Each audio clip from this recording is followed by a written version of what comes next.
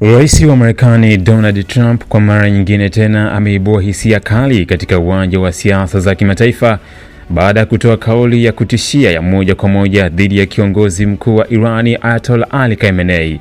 Kauli hiyo aliyoitoa kupitia mitandao ya kijamii imezua taharuki kubwa katika duru za kidiplomasia na kijeshi duniani, huku wachambuzi wakionya kwamba inaweza kuchochea mvutano mpya wa kijeshi kati ya Marekani na Irani.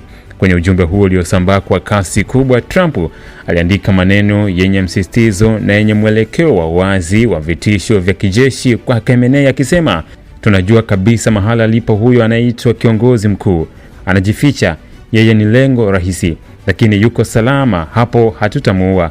Angalau si sasa, lakini hatutaki makombora yarushwe kwa raia au wanajeshi wa Marekani. Subira yetu inazidi kupungua."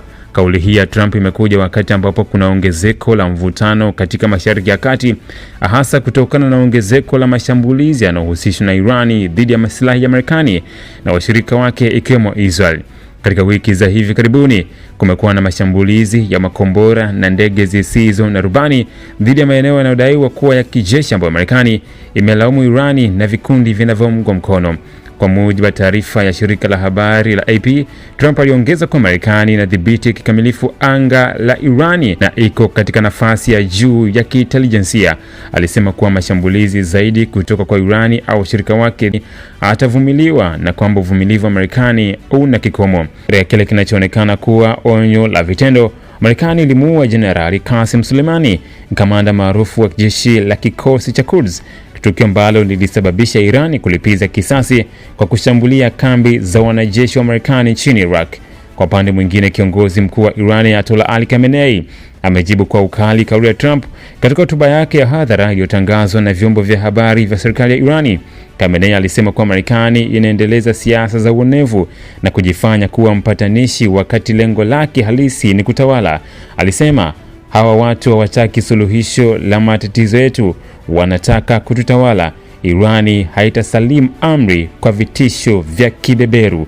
Kauli hii ilijikita zaidi katika kukanusha msimamo wa Marekani na kuonyesha kuwa Irani bado ina msimamo mkali kuhusu uhuru wake wa kisiasa, kijeshi, kiteknolojia, hususan katika mpango wake wa nyuklia. Hali hii inaashiria kwamba uhusiano kati ya Marekani na Irani unaendelea kuwa katika hali ya tahadhari ya hali ya juu.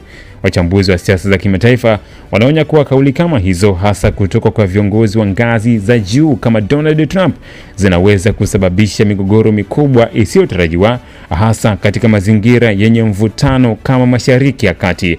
Mkuu wa chuo cha Kilimanjaro Institute of Technology and Management kilichopo Mwenge jijini Dar es Salaam, chenye ithibati na usajili wa NACTVET namba REG/ANE/029, anapenda kuwatangazia nafasi za masomo kwa ngazi ya diploma na certificate kwa muhula wa masomo utakaoanza Oktoba 2025 katika kozi za IT, Hotel and Tourism Management, Front Office, Business Administration, Accountancy, Procurement and Supply. Chuo kimebobea katika ufundishaji kwa njia ya vitendo na kimeweza kutoa wanafunzi wenye weledi. Wengi wameajiriwa ama kujiajiri, na kwa wale ambao wameamua kuendelea na degree, wameweza kujiunga na vyuo vikuu bora hapa nchini na nje ya nchi. Pia kuna kozi fupi za Computer Application, Graphic and Design, Video Production pamoja na CCTV Camera. Kwa maelezo zaidi piga simu namba 0717816034 au 0754864361. KITM, elimu na ujuzi kwa uchumi imara.